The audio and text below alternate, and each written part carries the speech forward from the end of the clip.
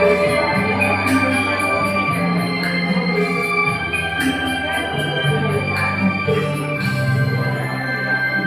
ơi hãy đến quê hương chúng tôi,